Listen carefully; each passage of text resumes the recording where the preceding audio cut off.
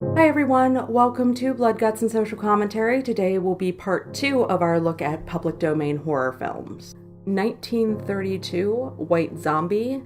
A young man turns into a witch doctor to lure the woman he loves away from her fiancé, but instead turns her into a zombie slave.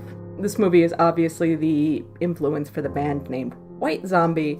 Also, in 2009, there was an announcement of Tobe Hooper remaking it. The only issue is he says it's public domain. The movie's public domain.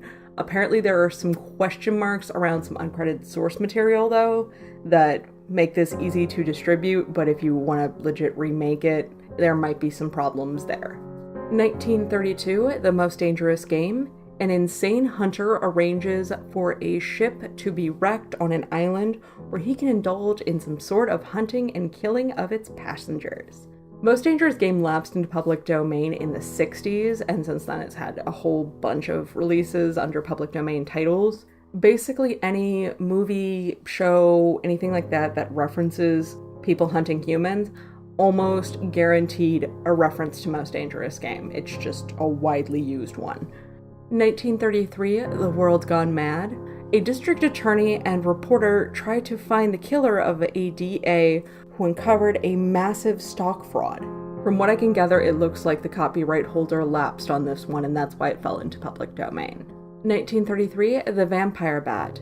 When corpses drained of blood begin to show up in a European village, vampirism is suspected to be responsible. 1934, The Mysterious Mr. Wong.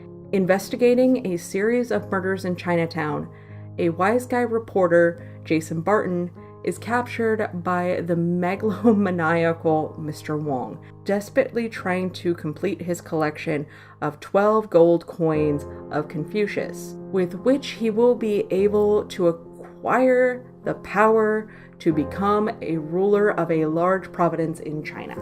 If you are interested in this one and haven't seen it, I'd like to point out, again, keep time period in mind, because Bela Lugosi plays Mr. Fu Wong, so there is some product of the time in terms of race.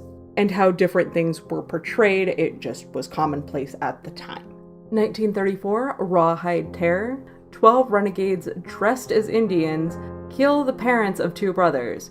Two brothers who have similar birthmarks then separate. 10 years later, a man known as the Rawhide Terror is murdering the renegades, who are now town citizens. Everyone is after the Rawhide Terror, and the two brothers are destined to meet again. And comment about race from the first one, probably going to apply to this one as well.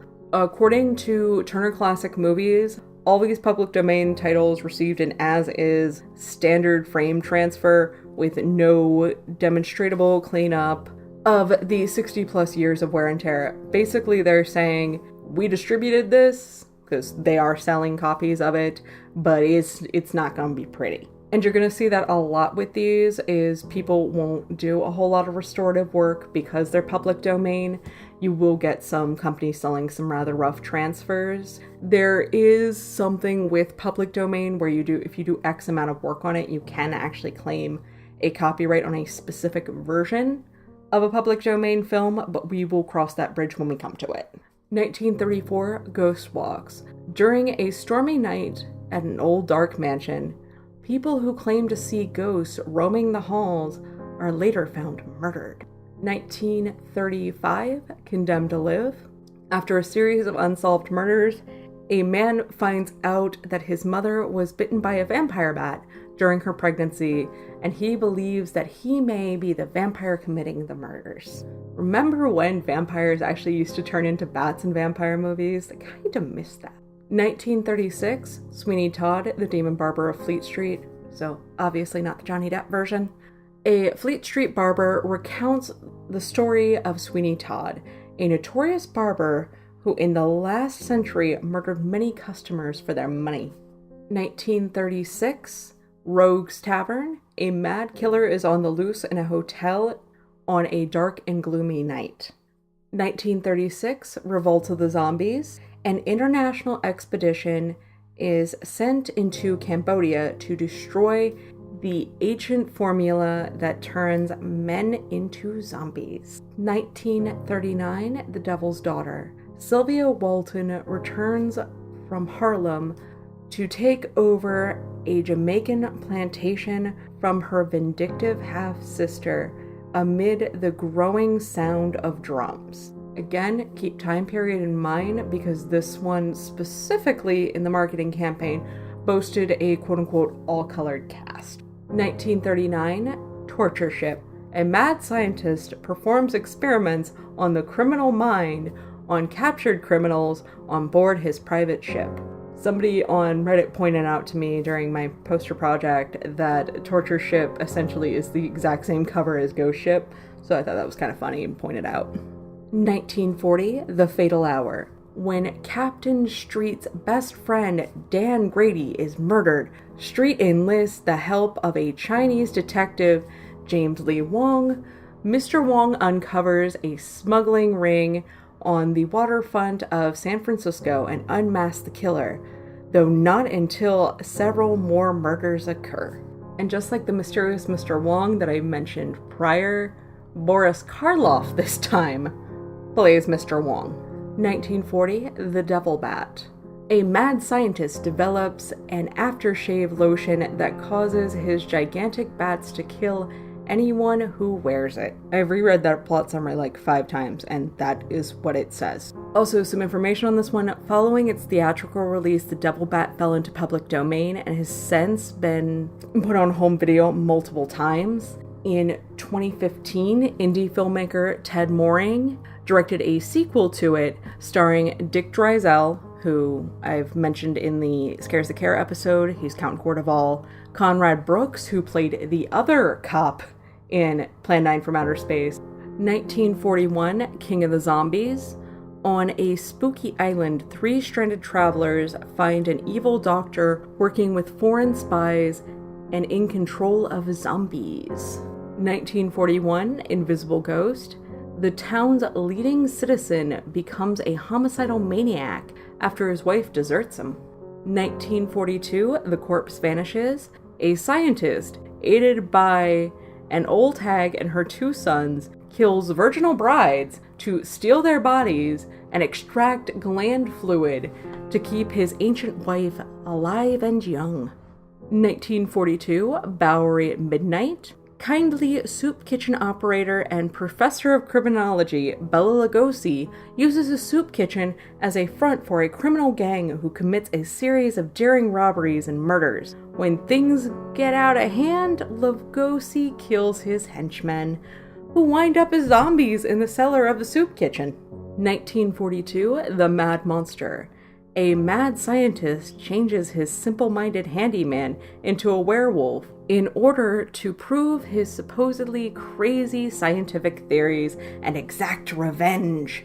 1942, Black Dragons. A group of American industrialists are methodically murdered by a malevolent Monsieur Culp. A lot of alliteration there. It is only until Detective Dick Martin is assigned to the case that everyone's true motives and identities are revealed.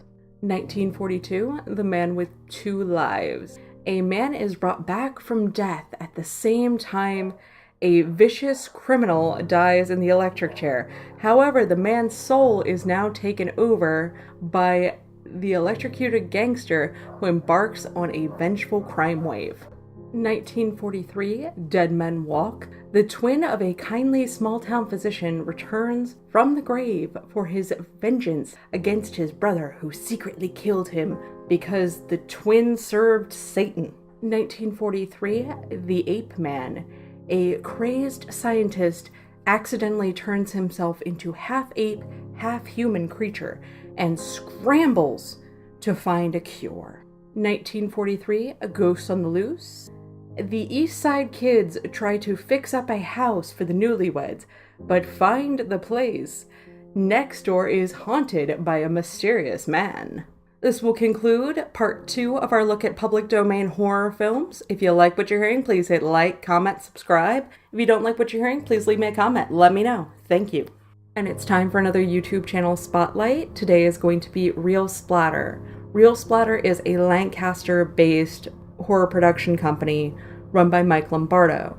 For those of you that have been following me for a minute, I brought in Mike Lombardo for the second part of the bathroom horror series because of his film The Stall. Mike has been a fabulous friend and great addition to the local horror community. They have nothing but kind things to say about him. His YouTube channel features his short work and a lot of the things he shot, so while content isn't super frequent, it's always of very high quality.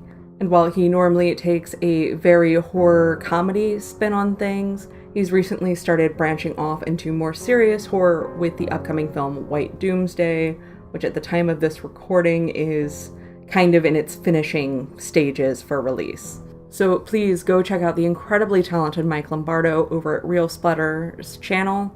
Real Splatter, all one word. I'm also going to link it in the description, obviously. Give him a subscription, like, comment, tell him I sent you. Thank you, and I hope you enjoy.